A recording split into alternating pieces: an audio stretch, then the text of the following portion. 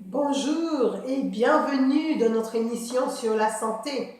Alors bien sûr, vous nous connaissez maintenant, Maggie et Cindy. Bonjour Cindy. Bonjour maman. Comment vas-tu? Ça va et toi? Ça va très bien et j'espère que vous allez bien, vous aussi, vous qui nous suivez, qui nous écoutez semaine après semaine, en direct pour vous ouvrir un nouveau volet aujourd'hui dans notre série sur la santé. Aujourd'hui, nous allons voir ce qui nourrit. Parce que c'est vrai que depuis quelque temps, nous avons commencé de parler d'alimentation, avec l'équilibre alimentaire, avec les choses que nous mangeons, le sucre, le sel, etc., les condiments, nous avons parlé des fruits, des légumes, beaucoup de choses qu'on mange. Alors attention, la santé, comme je le disais cette semaine, la santé ne se borne pas seulement à manger. D'ailleurs, Jésus-Christ le dit dans la parole de Dieu, dit « L'homme ne vivra pas seulement de pain, mais de toute parole qui sortira de la bouche de Dieu. » Alors bien sûr, nous parlons d'alimentation parce que je pense que l'alimentation, et je le pense et Cindy le pense également, et on le voit de toute façon aujourd'hui, est l'une des premières causes de maladies parce que la maladie vient souvent, alors ce n'est pas toujours le cas, hein. Bien sûr il y a l'hérédité, bien sûr il y a des maladies orphelines, il y a beaucoup de maladies, mais il y a aussi les maladies qu'on se cause par ce qu'on consomme, par ce qu'on mange. Alors c'est vrai que depuis quelque temps nous parlons de ce qui nourrit et de ce qui ne nourrit pas. Je vous propose de considérer dans la parole du Dieu créateur, au livre d'Ésaïe 55, le verset 2, où il est dit « Pourquoi pesez-vous de l'argent pour ceux qui ne nourrissent pas? Pourquoi travaillez-vous pour ceux qui ne rassasient pas? Écoutez-moi donc, nous dit Dieu, écoutez-moi donc, et vous mangerez ce qui est bon. » Alors non seulement bon au goût, mais bon pour la santé. « Et votre âme se délectera de mes succulents. » Alors les mets succulents, oui, les choses qui font du bien à la santé, oui, nous avons parlé de saveur dernièrement, c'est bon au goût, c'est bon à la saveur et c'est bon pour le corps et c'est même succulent, nous dit Dieu, celui qui a créé le corps. Écoutez-moi, il dit, recevez mes conseils, prenez de moi les instructions et alors vous vous délecterez. Se délecter, c'est avoir une joie, apprécier à un taux incroyable des mets de la nourriture succulente. Alors, c'est un texte, bien sûr, que nous avons déjà mentionné dans un épisode précédent, parce que nous parlons de ce qui nourrit, nous parlons de ce conseil que Dieu donne de venir à lui pour manger des bonnes choses. Alors, nous avons, au fil de cette série, tourné nos regards vers plusieurs aspects de la santé et vers la volonté de Dieu à ce sujet. Nous avons appris pas à pas à reconnaître ce qui nous procure un bienfait et surtout, bien sûr, ce qui cause notre malheur. Alors aujourd'hui, nous allons nous tourner vers un sujet brûlant, un sujet très brûlant, qui est la consommation de la viande. Nous savons qu'à cause de la désobéissance, la maladie est entrée dans le monde et qu'elle fait rage de plus en plus. Ellen White nous en parle comme d'un héritage de dégénérescence en disant « L'homme est sorti parfait des mains de son Créateur. Le fait qu'il subsiste encore après 6000 ans de péché et de maladie témoigne éloquemment de la force de résistance qui lui a été impartie au moment de la création. Oui, bien sûr, le corps est solide, il est solide. Ce Dieu créateur qui a formé de la poussière de la terre et qui a formé de ses mains un corps si fort et qui a donné ce souffle de vie, parce que nous avons vu que c'est parce qu'il habite en nous par sa propre présence, son propre souffle, que nous avons la possibilité de continuer à vivre. Donc cela témoigne de la résistance qu'il a donnée à cet homme, à cette femme qu'il a créée depuis le moment de la création. Alors bien que les antédiluviens se soient adonnés au péché sans restriction, il fallut près de 2000 ans avant que les résultats de la transgression des lois naturelles devinssent apparents.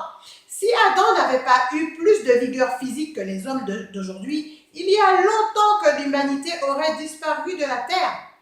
Alors depuis la chute, la dégénérescence de l'humanité est allée s'accentuant d'une génération à l'autre. La maladie est passée de parents aux enfants à tel point que les pauvres petits êtres, dès le berceau, doivent supporter les tares transmises par l'hérédité. Aujourd'hui, nous assistons à ça. On n'a pas besoin d'être vieux pour être malade. Il y a eu un certain temps où les gens se disaient « Ah oui, bon, elle est un peu vieille, elle a des rhumatismes, les os commencent à ne plus fonctionner comme il faut, elle a ci, elle a ça, il y a des choses qui se développent. » Aujourd'hui, chers amis, des personnes naissent tout malades. Les bébés ne sont pas encore nés, qui sont déjà malades. Au temps du Christ déjà, la race humaine était si dégénérée que de toutes les villes, on apportait au Sauveur des malades, non seulement âgés, mais des adultes et des jeunes, afin qu'il les guérisse. Un grand nombre d'entre eux gémissaient sous le poids indescriptible de misère morale et physique. Vous savez, Christ a apparu ici-bas il y a 2000 ans, environ un peu plus de 2000 ans, et pourtant l'humanité était déjà dans cette situation critique de maladie. Aujourd'hui, vous imaginez 2000 ans après, à cause de la dégénérescence, vous imaginez à quel point on en est rendu au point de maladie dont on ne peut même pas nommer, il n'y a même pas de nom, il y a certaines maladies qui n'ont pas de nom car c'est la première fois qu'on les voit et on n'arrive même pas à savoir d'où ça vient, pourquoi c'est là et comment faire pour le soigner. Et il y a des maladies orphelines, il y a des maladies, de plus en plus de maladies nouvelles qu'on n'a jamais vues avant. Donc nous voyons qu'il y a une dégénérescence qui est là et qu'il y a une situation chaotique au regard de la maladie. Alors aujourd'hui, nous allons nous arrêter sur l'une des choses qui fait notre malheur au regard de l'alimentation. Et là encore, je dis que l'alimentation est pointée du doigt, bien sûr, car beaucoup de maux viennent de ce que nous consommons. Alors, pas tous les maux, bien sûr, pas toutes les maladies, bien sûr, mais beaucoup de maladies viennent de ce que nous consommons. Alors, en effet, nous ne pouvons pas, en toute bonne conscience, nous ne pouvons pas décemment continuer notre série sans mentionner la viande. Alors aujourd'hui, nous allons mentionner la viande et nous ne pouvons pas le faire sans rentrer plus en détail dans ce sujet si brûlant. Nous avons au fil des volets de cette série fait allusion à la consommation de viande sans en détailler le contenu. Ce sujet fait grand débat car certains croient pouvoir manger de la viande librement alors que d'autres sont en constante recherche à ce sujet, se demandant ce qui plaît à Dieu et ce qui ne lui fait pas honneur. Nous allons donc tenter de comprendre ensemble et dans le détail ce qu'il en est de la consommation de la viande avec la fiche pratique de Cindy. Alors Cindy, rebonjour Cindy. Oui, rebonjour. Rebonjour. Alors c'est un sujet brûlant, je viens de le dire. C'est un sujet, aujourd'hui on assiste à toutes sortes de régimes différents. D'un côté on parle des véganaises, de l'autre côté des véganais, des véganaises. Je ne sais pas d'où sort ce terme. Féminin, alors que ça vient du mot vegan, vegan qui veut dire végétalien. On assiste aujourd'hui à des végétaliens d'un côté, des végétariens de l'autre, d'autres qui reviennent à un régime plus ancestral de ce que nos anciens parents faisaient à l'âge de pierre, etc. C'est tellement de dérives, tellement de choses. Il y a une peur, bien sûr, qui s'installe. On a diabolisé un peu la viande, oh là, faut faire attention. Alors, nous allons voir que c'est un sujet qui n'est pas des plus simples. Ce n'est pas facile à traiter, mais nous voulons comprendre ce que le Seigneur attend de nous dans ce domaine. Nous qui vivons en ce temps chaotique où le monde va mal, où le monde est en déchéance, en dégénérescence, nous voulons comprendre ce que Dieu veut dire. Lui qui est le créateur, lui qui est le concessionnaire, comme je dis souvent, nous voulons comprendre ce qu'il en est du sujet de la viande. Alors, de quoi est composée la viande que l'on consomme aujourd'hui? Parce que nous parlons de viande et nous parlons de la viande d'aujourd'hui. Eh bien, c'est intéressant donc d'étudier ce sujet pour voir, comme tu disais, parce qu'il y a tellement de choses que l'on entend, mais quelle est réellement la volonté de Dieu dans ce domaine? Qu'est-ce que Dieu veut nous dire à propos de viande, manger, ne pas manger, qu'est-ce qu'il faut faire, etc. Donc, comme tu dis, de quoi est composée la viande que l'on consomme aujourd'hui? La viande, à la base, c'est de la chair animale. Qui dit chair dit tout ce qui a de la chair peut être considéré comme de la viande. Donc, les mammifères, les poissons, les fruits de mer, tout ce qui a de la chair peut être considéré donc comme de la viande. Viande, entre guillemets. Exactement. La chair est composée en général des nutriments que l'animal consomme. Le bétail qui consomme de l'herbe aura dans sa chair tous les nutriments qui composent l'herbe. Donc, un veau qui a un régime traditionnel, donc c'est-à-dire 20% de céréales et 80% d'herbe, maintient une force vigoureuse et une parfaite santé. De même, l'éléphant qui consomme moins de céréales et plus d'herbe a une bonne santé aussi, une force gigantesque et il atteint aussi un âge très avancé. Mais revenons-en à la viande que nous consommons aujourd'hui. Des enquêtes sur l'industrie alimentaire nous révèlent qu'une grande partie des animaux que nous consommons aujourd'hui sont élevés à l'intérieur, sans accès à l'herbe. Les bêtes sont nourries au maïs ou à la poudre de carcasse d'autres animaux.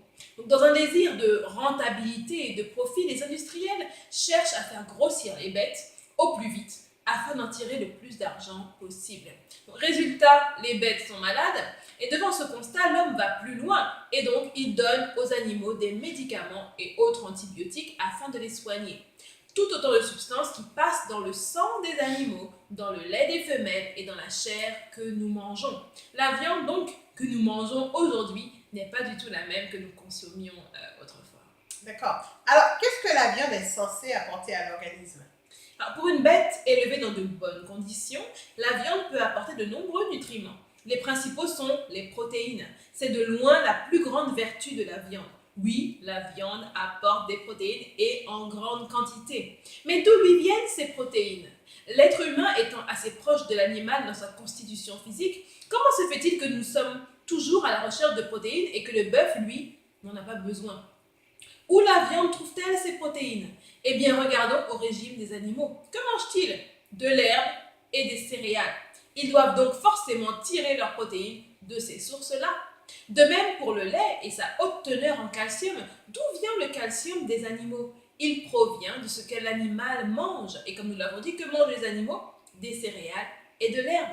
Et cela est ainsi pour le fer et les autres nutriments que l'on retrouve dans la chair animale. En dehors de ces deux composés, la viande ne nous apporte rien qu'elle n'ait elle-même reçu, si ce n'est les éléments propres à l'animal tels que la graisse, le sang, les bactéries, etc. Ok, alors nous avons appris à nous abstenir des viandes impures selon la Bible, parce que nous voyons que la parole de Dieu mentionne dans le livre du Lévitique, lorsque Dieu donne l'autorisation de manger des viandes, il dit lesquelles manger, lesquelles ne pas manger. Dieu traite lui-même, appelle lui-même certaines chairs, certaines viandes impures. Il les qualifie de viandes impures. Et nous avons appris donc à travers la parole de Dieu que certaines viandes sont impures, comme la viande de porc par exemple sont impures. Certains animaux, il donne bien la liste des animaux qui sont consommables et celles qu'on ne devons pas consommer. Alors, quelles sont les viandes qui sont dites pures et celles qui sont dites impures donc?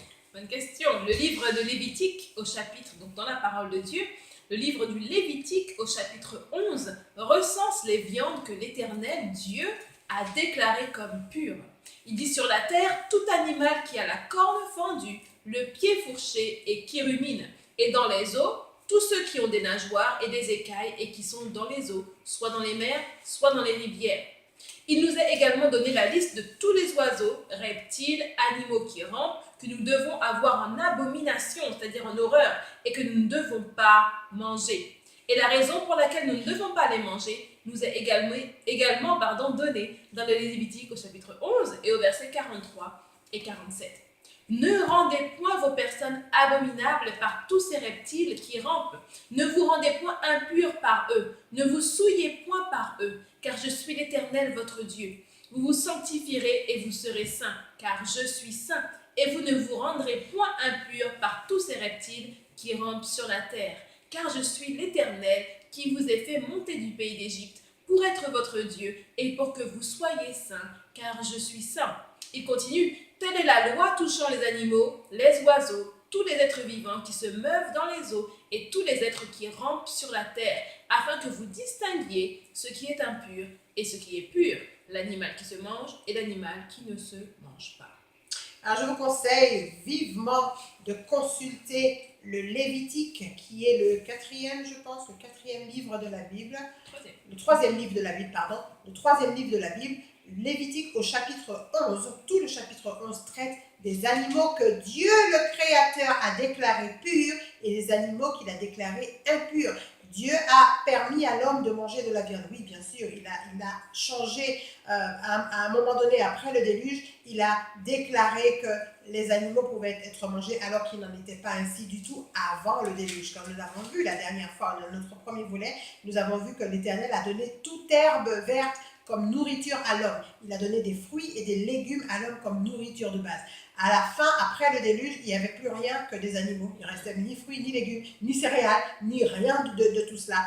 Et Dieu a alors permis à l'homme de manger des animaux qui étaient là, quand il n'y avait que des animaux. Rappelez-vous, alors pour ceux qui ne connaissent pas l'histoire, au déluge, avant le déluge, Dieu a demandé à un homme qui s'appelle Noé de construire une arche et de faire entrer avec lui un couple de chaque animal, bien sûr, qui vivait sur la terre à cette époque-là, et il lui a bien dit des animaux purs et des animaux impurs.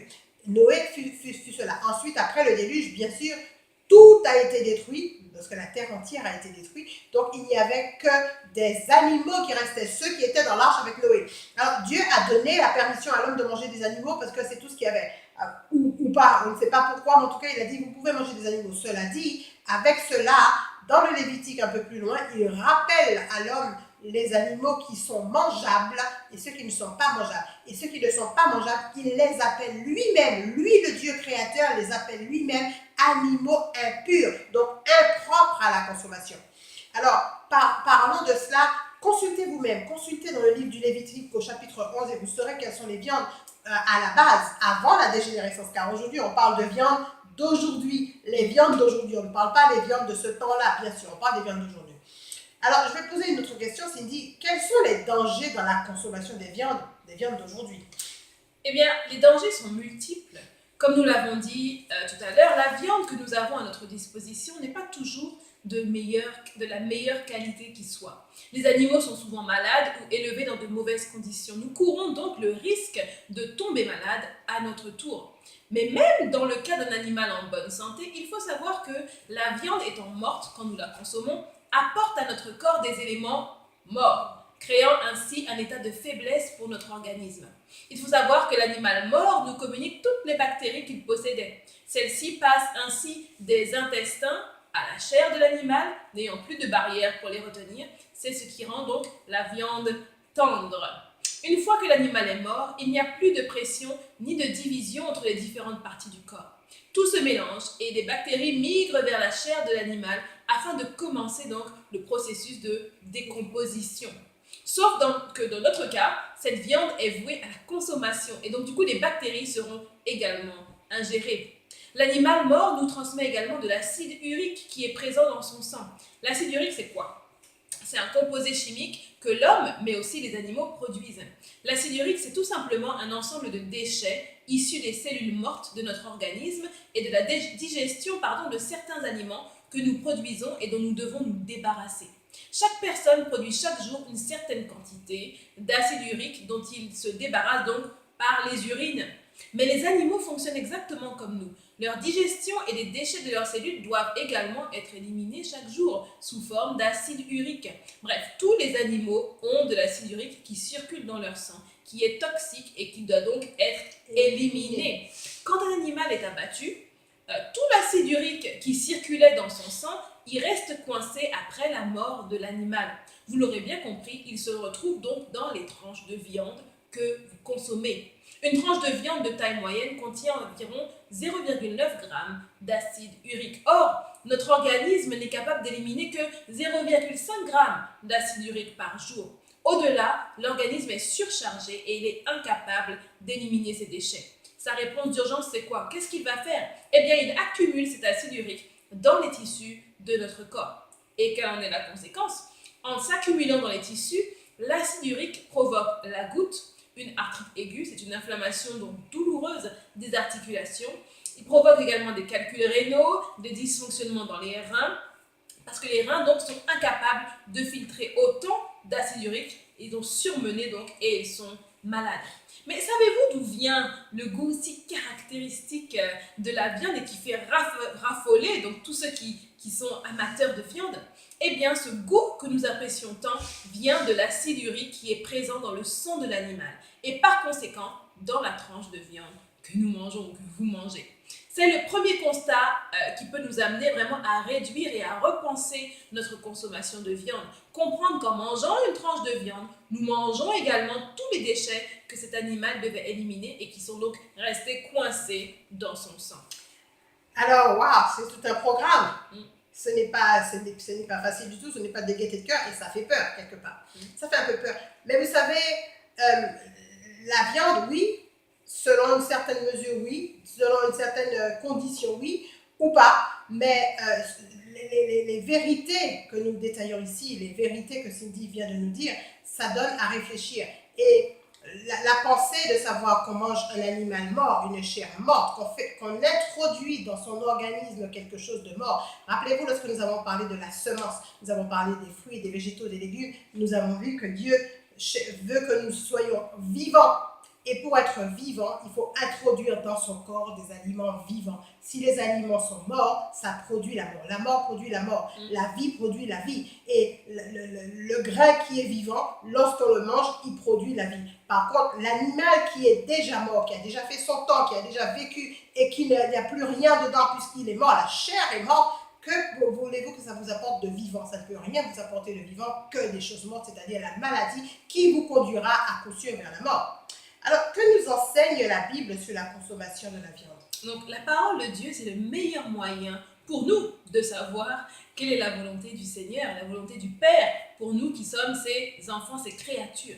Notre Père, donc notre Créateur, en créant l'homme et la femme, mais également les animaux, leur a dit, et Dieu dit, « Voici, je vous donne toute herbe portant de la semence et qui est à la surface de toute la terre, et tout arbre ayant en lui du fruit d'arbre et portant de la semence, ce sera votre nourriture.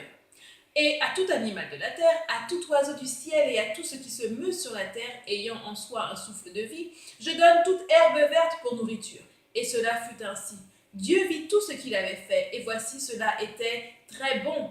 Ainsi, il y eut un soir, il y eut un matin, ce fut le 6e jour. On trouve cela dans le premier livre de la Bible, le livre de la Genèse, chapitre 1, versets 29 à 31. Puis, l'homme pécha, et Dieu renouvela ses directives pour son alimentation. Il dit à l'homme, « Puisque tu as écouté la voix de ta femme et que tu as mangé de l'arbre au sujet duquel je t'avais donné cet ordre, tu n'en mangeras point, le sol sera maudit à cause de toi. C'est à force de peine que tu en tireras ta nourriture tous les jours de ta vie. Il te produira des épines et des ronces, et tu mangeras de l'herbe des champs. » Et nous trouvons cela donc au 3e chapitre de ce livre de la Genèse, au versets 17 et 18.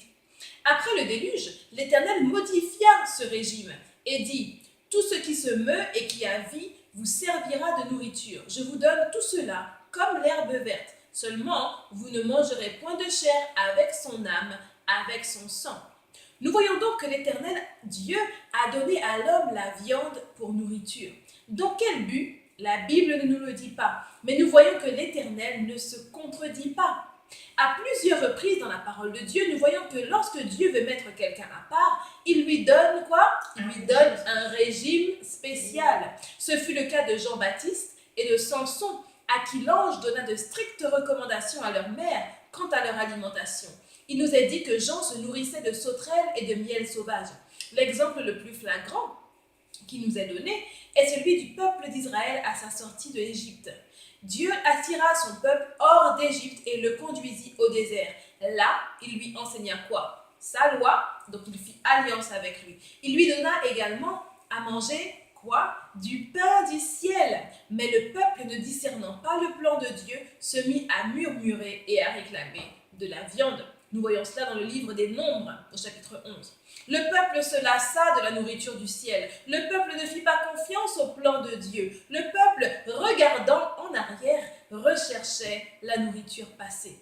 Dieu voulait faire de ce peuple un peuple saint, une lumière dans ce monde de ténèbres, afin d'attirer toutes les autres nations à lui.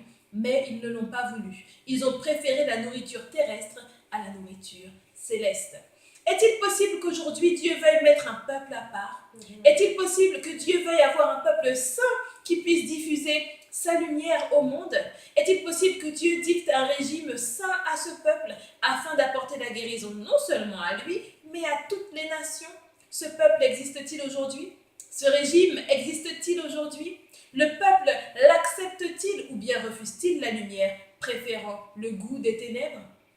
Le disciple de Jésus, Paul, l'apôtre Paul nous dit « Tout est permis, mais tout n'édifie pas ». Que celui donc à qui l'Éternel se révèle ne refuse pas la lumière reçue, mais qu'il marche en nouveauté de vie, faisant plier sa volonté à celle de Jésus-Christ. Très bien, tout un programme, n'est-ce pas? Oui. Dieu, c'est ce qu'il fait. Vous savez que le Seigneur persiste et signe. Il va dans une direction précise et il sait ce qu'il dit. Il ne se contredit jamais. Quelles sont les maladies, bien sûr, liées à la consommation de la viande? Mais le lien est maintenant bien établi entre la consommation de viande et les maladies du cœur et les cancers. Un risque de facteur dans de nombreuses maladies, on le voit. Un homme d'âge moyen a 3 fois plus de risque de mourir d'une maladie cardiovasculaire qu'un végétarien. En 2005, l'American Medical Association a montré par ses recherches que le risque de développer un cancer de l'intestin, deuxième cause de mortalité dans les pays développés, est de 40% supérieur chez une personne qui consomme en quantité significative de la viande rouge. Si ce cancer est le plus directement lié à la consommation de viande, donc on a bien dit, c'était donc le cancer de l'intestin, il n'est pas le seul. Le cancer de la prostate, des ovaires, des poumons, du côlon, du pancréas et du sein y sont aussi associés. Dans une étude publiée en 2007, le Fonds mondial de recherche contre le cancer a d'ailleurs préconisé de ne jamais consommer de viande transformée, à savoir du bacon, du jambon, du saucisson, des saucisses, et de limiter la consommation de viande à 500 grammes par semaine. Mais ce ne sont pas les seules conséquences d'un régime riche en matière animale. La liste des maladies liées à la consommation de viande inclut également l'hypertension, les attaques cérébrales, le diabète de type 2, l'ostéoporose, l'hypercholestérolémie et une nouvelle maladie du siècle pour les pays développés, l'obésité. L'étude de référence, le China Project, qui a suivi la santé de 800 000 Chinois, a démontré que ceux qui mangent de la viande développent aussi plus de maladies chroniques que ceux qui n'en consomment pas. Alors, peut-on parler de fréquence de consommation ou doit-on s'abstenir radicalement de toute viande? Eh bien, c'est vrai, comme j'ai coutume de le dire, je dis souvent que quand un aliment est nocif, ou en tout cas qu'il n'apporte plus de mal qu'il n'apporte de bien, plus de mal que de bien, la prudence veut que l'on s'en abstienne totalement. Donc si c'est pas bon, même si ça apporte un petit peu de bien mais beaucoup de mal, autant s'en abstenir totalement. Ellen White nous conseille ainsi de revenir à au régime originel dont nous avons parlé tout à l'heure et que nous avons lu dans le livre de la Genèse. Elle nous dit: il m'a été montré, en parlant d'elle-même, à maintes reprises, que Dieu cherche à nous ramener, étape par étape, à son dessein originel, à savoir que l'homme doit se nourrir des produits naturels de la terre. Notre régime devrait être composé de légumes, de fruits et de céréales. Pas un seul morceau de viande ne devrait entrer dans nos estomacs. L'usage de la viande est contre nature. Nous devons revenir au dessein originel de la création que Dieu a, le dessein originel de Dieu à la création de l'homme. Le temps n'est-il pas venu où chacun devrait se passer de viande? Comment ceux qui aspirent à la pureté et à la sainteté afin de vivre un jour en compagnie des anges du ciel, car nous savons que Christ revient bientôt et qu'un jour nous vivrons en la communion des anges du ciel, comment ces personnes peuvent-elles continuer à se nourrir d'un aliment qui exerce sur l'esprit et sur le corps un effet aussi pernicieux? Comment peuvent-ils ôter la vie à des créatures de Dieu pour se délecter de leur chair? Qu'ils reviennent plutôt aux aliments sains et délicieux donnés à nos premiers parents. Qu'ils pratiquent la compassion envers les animaux que le Seigneur a créés et placés sous la domination de l'homme et qu'ils enseignent à leurs enfants à faire de même. Elle dit encore: tous ceux qui ont compris les dangers de l'usage de la viande, du thé et du café, ainsi que d'aliments trop riches ou préparés d'une mauvaise manière, et qui sont décidés à contracter une alliance avec Dieu par le sacrifice, banniront de leur régime tout ce qu'ils savent être anti-hygiénique. Dieu exige que les appétits soient purifiés et que l'on renonce à ce qui peut nuire à la santé. C'est ainsi que nous pourrons être, à ses yeux, un peuple parfait. C'est pour son bien que le Seigneur conseille donc à son peuple, à l'Église, comme on dit, d'écarter l'usage de la viande, du thé, du café et d'autres aliments sains. Il existe une foule d'autres choses qui sont à la fois appétissantes et saines et qui nous permettent d'être nourris. Alors, je ne peux pas m'empêcher de réagir. J'ai réagi quand même à deux choses. On comprend, on entend tout ce que tu dis, et c'est pas toi qui le dis, c'est le Dieu créateur qui parle à travers toi, par ta bouche, qui attire les regards et l'attention sur cette consommation de viande. Il y a des personnes qui ne mangent pas de viande dans ce bas monde, de plus en plus de nos jours, pour tout type de raisons. Tu as relevé quelque chose tout à l'heure, tu as parlé de compassion envers les animaux. Il y a des personnes justement qui ne mangent pas de viande parce que ça fait du mal à un être vivant, un être que Dieu a créé, et ça tue un être vivant pour les nourrir eux. Il y a beaucoup de gens, je connais beaucoup qui disent non, je ne mange pas de viande parce qu'on fait trop de mal aux animaux. Il y a ça aussi, donc il y a cette idée d'avoir un peu de compassion par rapport à un animal qu'on tue. Alors, c'est vrai que Dieu avait permis de manger de la viande et que Dieu a permis de manger de la viande et que de toute façon, la seule façon de manger de la viande, c'est de tuer l'animal, ça c'est sûr. Mais cela dit, pour moi qui ai vécu dans une famille où on élevait, à l'époque c'était des porcs, c'était des cochons, et qui ai vu depuis mon plus jeune âge, qui ai vu mon père tuer de gros cochons tout seul à main comme ça, c'est choquant quelque part pour un enfant qui dit oh là là. Et après, quand on est devant l'assiette, on a souvent, alors je ne sais pas ce que tu peux dire là-dessus, on a souvent oublié comment l'animal avait été tué, on a oublié comment il avait été traité, on a oublié qu'on lui avait donné à manger des farines remplies d'antibiotiques. On a oublié toutes ces choses-là parce que la viande est si appétissante et ça sent bon dans l'assiette. Qu'est-ce que tu peux nous dire sur cela? Est-ce qu'on doit, à chaque fois qu'on voit une assiette de viande, se dire oh là là, quelque part il y a une vache ou un veau qui a été massacré pour ça ou pas? Je pense que c'est pas au moment où l'assiette est devant nous que l'on peut penser à ces choses-là. Et la réflexion, la démarche doit venir en amont, ça doit venir avant cela. C'est-à-dire que quand j'aurai prié et demandé à Dieu quelle est sa volonté, qu'il me l'aura révélé, au fur et à mesure, je ferai cette démarche avec le Seigneur. Et au fur et à mesure, lui-même, Dieu lui-même, retirera de mon corps le goût pour la viande. Parce que si j'attends d'arriver devant l'assiette, une bonne petite assiette de poulet rôti, poulet boucané, ou un bon petit rôti de veau ou des côtelettes d'agneau, c'est bon et c'est appétissant, voilà. Et je ne penserai plus à la bête, je ne penserai ni à la manière dont elle a été traitée, ni qu'elle a été tuée, ni comment ils l'ont tuée, etc. Je ne pense pas à ça. Et à la limite, même si on me le rappelle à ce moment précis-là, je dirais, ça m'est égal, c'est pas grave, donne-moi la viande, parce que la viande est appétissante. Mais c'est plus qu'une question de penser à comment la bête a été tuée ou penser à, etc. C'est vraiment une démarche avec Dieu en disant, Seigneur, voilà ce que tu as créé, voilà, oui, tu avais autorisé de manger de la viande, aujourd'hui les viandes sont malades, etc. Je fais ces recherches avec toi, montre-moi quelle est ta volonté, montre-moi où tu veux me mener, et quand tu m'auras montré, aide-moi à prendre cette décision avec toi, afin que tu fasses pour moi ce que moi je n'arrive pas à faire. Et on verra donc une fois que quelqu'un, quand on sera dans cette démarche et qu'on aura prié et qu'on fera au fur et à mesure cette démarche avec Dieu, quand la personne viendra nous présenter une assiette de poulet, on n'aura pas envie de la manger. L'odeur, tout ça n'aura plus aucune valeur, aucun effet sur nous parce que Dieu aura rendu cela possible. Dieu aura brisé, si vous voulez, cette emprise qui a le goût sur l'esprit, cette emprise qui a le corps sur l'esprit. L'esprit reprendra le dessus en disant non, j'ai pris cette décision parce que Dieu m'a révélé que ce n'était pas la bonne chose à faire. Alors je choisis de faire différent. Oui, ça sent bon, oui, peut-être que c'est bon au goût, mais avec l'aide de Dieu, j'ai pris cette décision de faire ce qu'il y a de meilleur pour traiter correctement le corps que Dieu m'a donné.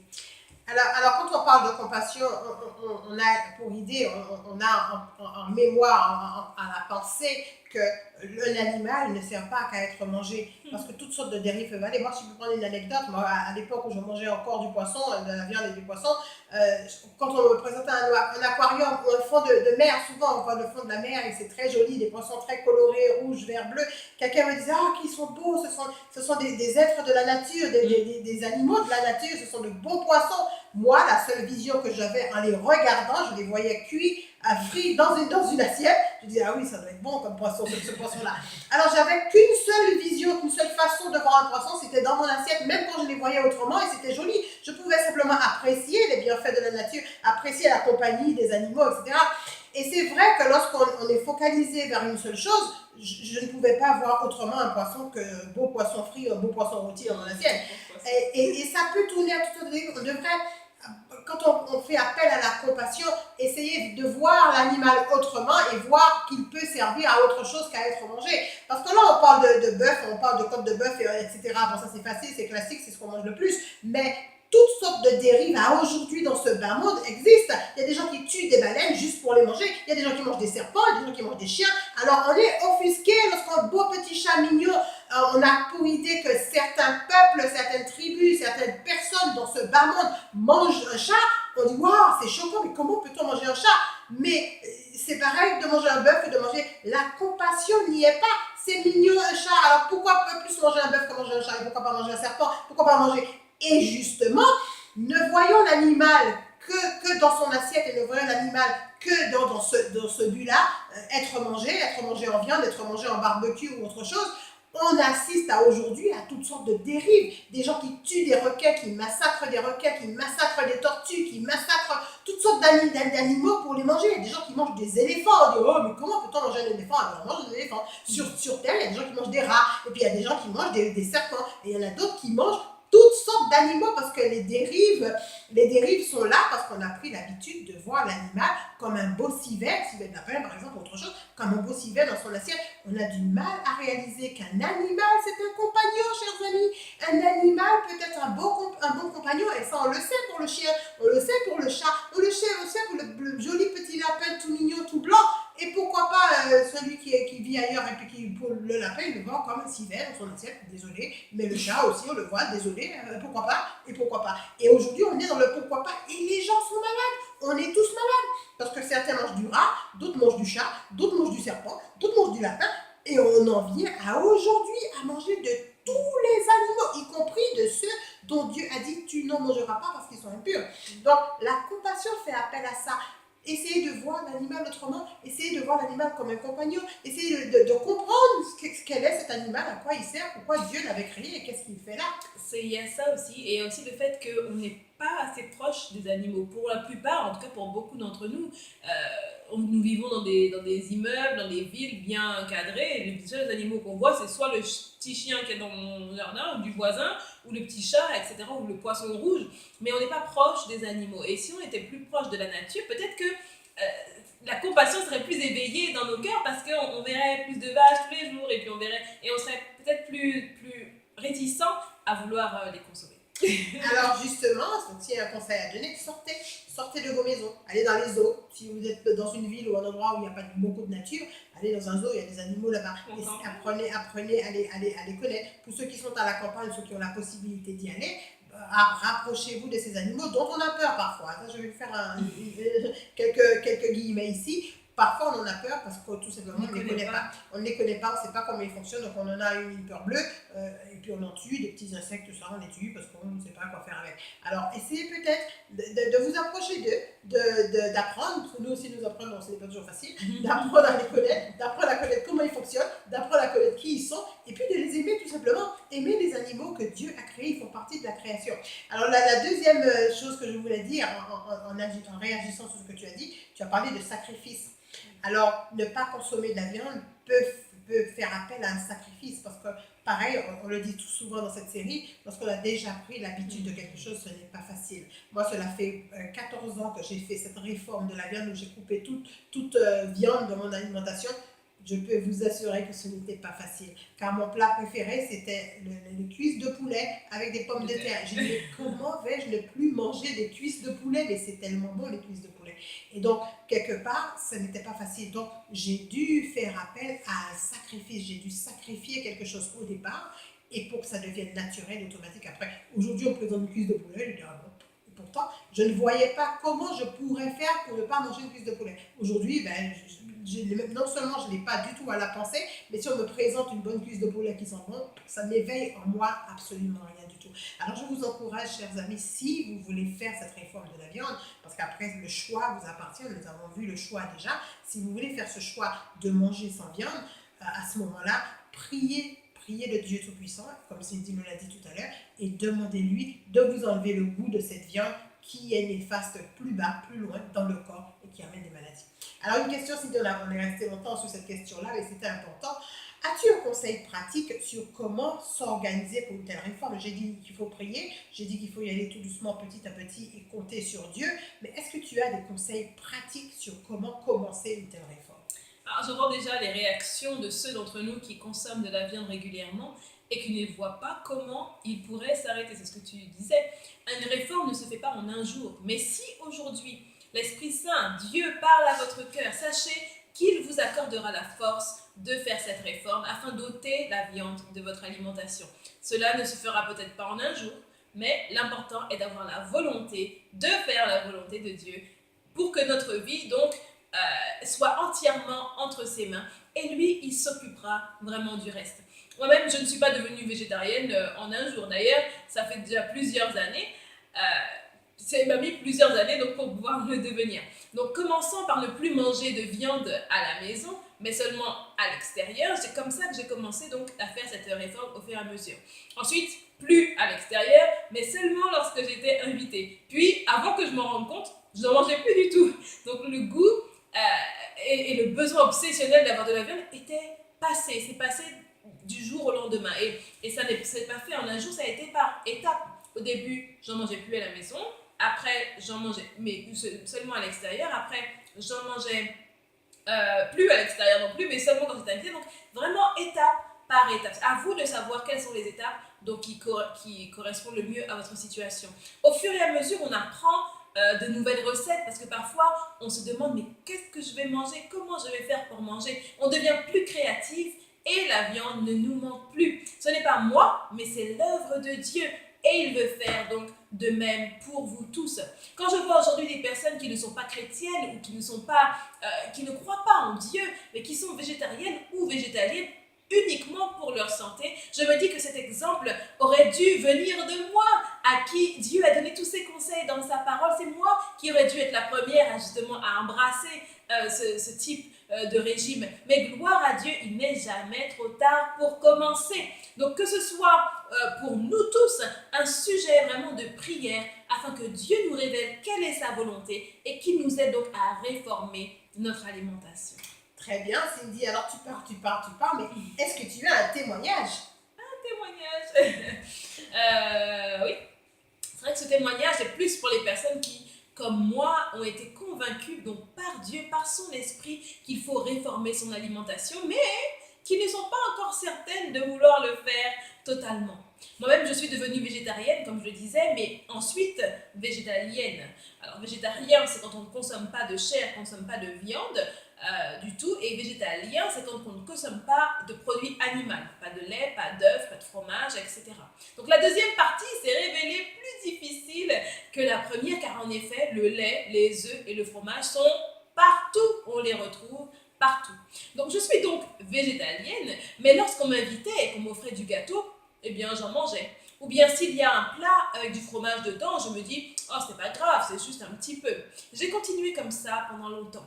Jusqu'à il y a quelques temps, quand on m'a offert du gâteau, que j'ai accepté comme d'habitude, sans me poser de questions, mais quelque chose m'a gênée. L'Esprit Saint agissait en moi, quelque chose dans ma conscience. J'ai pris le gâteau offert, et j'en ai mangé un bout et j'ai apporté le reste à la maison.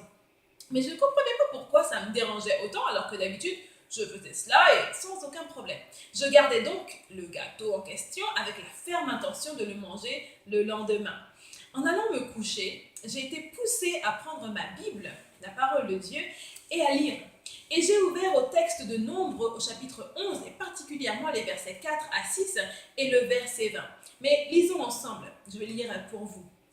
Nombre au chapitre 11 et au verset 4 et 6. Je vais lire pour vous ce que disent ces versets. Il est dit au verset 4 jusqu'au verset 6 et Nombre 11, oui c'est bien ça, pardon. Et les étrangers qui étaient parmi vous se livrant à la convoitise. Et même les enfants d'Israël se mirent de nouveau à pleurer et dire « Qui nous fera manger de la chair ?» On se souvient des poissons que nous mangions en Égypte pour rien, des concombres, des melons, des poireaux, des oignons et des os. Et maintenant notre âme est desséchée, il n'y a rien du tout. Nos yeux ne voient que la manne. Or la manne, comme on disait, c'était la nourriture que Dieu avait envoyée du ciel. Mais non, les enfants d'Israël réclamaient donc de la viande. Il dit, mais jusqu'à un mois entier, jusqu'à ce qu'elle vous sorte par les narines. Dieu leur a donc envoyé, je précise pour ceux qui ne connaissent pas l'histoire, les enfants d'Israël sont sortis de l'Égypte. Ils sont arrivés au désert. Arrivés au désert, Dieu leur a donné la nourriture du ciel qu'on appelle la manne. Ça ressemblait à des graines de coriandre et ça avait un goût de gâteau au miel. Donc ils mangeaient ça tous les jours. Et au bout d'un moment, ils se sont mis à réclamer de la viande. Ils disaient, on veut de la viande. En Égypte, on mangeait de la viande, etc., etc.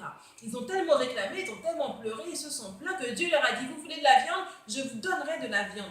Et il dit, quand il leur a donné la viande, il leur dit au verset 19, vous n'en mangerez pas un jour, ni 2 jours, ni 5 jours, ni 10 jours, ni 20 jours, mais jusqu'à un mois entier, jusqu'à ce qu'elle vous sorte par les narines et que vous en soyez dégoûtés, parce que vous avez rejeté l'Éternel qui est au milieu de vous et que vous avez pleuré devant lui en disant « Pourquoi donc sommes-nous sortis d'Égypte ?»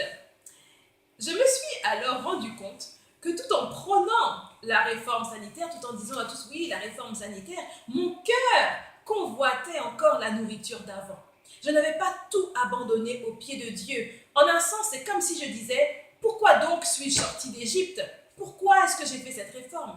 Je me suis dit alors, Seigneur, je ne peux même pas faire un petit écart, pas même une petite indulgence de temps en temps. J'ai demandé pardon à Dieu. Et je me suis débarrassée de ce gâteau car j'ai réalisé que si moi, je ne suis pas sûre de vouloir être convertie, de vouloir faire cette réforme, l'Éternel, Dieu, lui, il est sérieux dans son désir. Et il veut vraiment, vraiment me purifier, il veut vraiment que je sois complètement transformée et libérée du mal. Donc, chers amis, je vous encourage, ne rejetons pas la purification de nos corps. Quand Dieu nous fait avoir une connaissance sur la santé, quand Dieu nous envoie de nouvelles lumières, ne mettons pas la lumière de côté. N'essayons pas de dire plus tard, oh j'essaierai plus tard, oh c'est pas grave, une fois de temps en temps, mais allons jusqu'au bout avec Dieu. Et c'est lui qui prendra les choses en main. Ne rejetons pas ces lumières, mais soumettons même nos appétits à Dieu et il nous sanctifiera. Il nous gardera purs et en bonne santé. Donc, je vous encourage et que Dieu nous aide à cela. Alors, j'aimerais, pour que ceux qui nous regardent comprennent, préciser que tu étais en train de faire la réforme du végétalisme, oui. Et que dans ce gâteau, il y avait quoi? Il y avait des œufs, des œufs, etc. Voilà, il faut préciser parce que certains pourraient dire oui, mais du gâteau, mais quel est le rapport avec la viande? Là, elle parlait de végétalisme, et le végétalisme, c'est tout ce qui n'est pas animal. Et que dans un gâteau normal que quelqu'un cuisine, il y a souvent des œufs et du lait, des choses comme ça qui sont des choses animales. Très bien, et aussi je voudrais ajouter que je ne fais pas le procès des gâteaux, et je ne fais le procès de rien du tout d'ailleurs, mais dans ma démarche, j'ai prié et recherché et demandé à Dieu quelle était sa volonté. Une fois qu'il me l'a montré et que je l'ai comprise et acceptée pour moi-même, là j'ai eu cette période où j'ai accepté, j'ai compris, mais en fait mon corps veut faire autre chose. En fait j'aime bien les gâteaux finalement, en fait j'aime bien ci, j'aime bien ça, et donc du coup j'avais cette petite bataille. Mais à vous de déterminer quelle est votre bataille, à vous de déterminer ce qu'est la volonté de Dieu. Il n'y a pas 20 000 volontés de Dieu, il n'y en a qu'une, mais à nous de la rechercher pour nous-mêmes personnellement. Ça c'est mon expérience et c'est ma bataille, mais vous avez votre expérience et votre bataille et c'est vous qui la déterminerez avec Dieu, c'est lui qui vous conduira donc pas à pas dans cette réforme. Si vous avez le désir, encore une fois, c'est le choix, si vous avez le désir d'aller et d'être en meilleure santé en fonction, en accord donc avec les conseils que Dieu nous a donnés dans sa parole. Donc je vous encourage, c'est une belle réforme et on s'en sent que mieux après. Alors, chers amis, si on peut récapituler tout ce qu'on vient de dire, ce n'était pas un sujet facile et c'est vrai qu'on l'a fait avec sérieux parce qu'on fait toujours tout avec sérieux au nom de l'Éternel. Ce n'est pas facile si on prend un ton sérieux car beaucoup de maladies, on l'a vu, et notamment le cancer. Si on recherche dans les statistiques, on verra un nombre incroyable de personnes malades de cancer. Beaucoup de cancers sont directement liés à la consommation de la viande. Alors, pour récapituler, la viande, Dieu a permis à l'être humain, on veut toujours revenir à Dieu pour savoir qu'est-ce qu'il en dit. Dieu a permis à l'être humain de manger de la viande, mais la viande aujourd'hui, et nous avons insisté dans cette série pour dire que nous parlons de la viande d'aujourd'hui. Et la viande d'aujourd'hui, Dieu nous a donné une intelligence, il nous demande d'agir en toute bonne intelligence et de mettre de côté les choses qui font notre malheur. Les tests sont là, les analyses sont là, le résultat est là et nous voyons aujourd'hui les dégâts à cause de la viande. Cindy a parlé de l'industrie agroalimentaire comment les choses sont faites pour gagner de l'argent et les animaux sont maltraités. Alors si aujourd'hui les animaux sont maltraités, même si la viande était mangeable, même si Dieu avait permis de manger la viande, aujourd'hui il dit attention, ça ce n'est pas bon parce que ça vous procure de la maladie. Alors ce ton est sérieux, c'est très sérieux, nous vous encourageons, faites de votre mieux. Si vous mangez déjà de la viande, faites-le avec le Seigneur. Et vous l'a dit, Cindy, on vous le dit encore, si c'est votre désir, là encore, le choix intervient. Le choix est à vous. Mais nous ne pouvons pas passer à côté d'une vérité sans vous la communiquer, car cela serait de notre responsabilité de ne pas vous l'avoir dit. Alors, c'est pas parce que nous sommes devenus des végétaliens que nous voulons cela pour vous. C'est parce que nous sommes devenus des végétaliens que nous voulons ça pour vous. Nous le voulons pour vous parce que c'est la volonté de l'Éternel. Nous le voulons pour vous parce que cela est beaucoup mieux pour que votre santé soit optimum.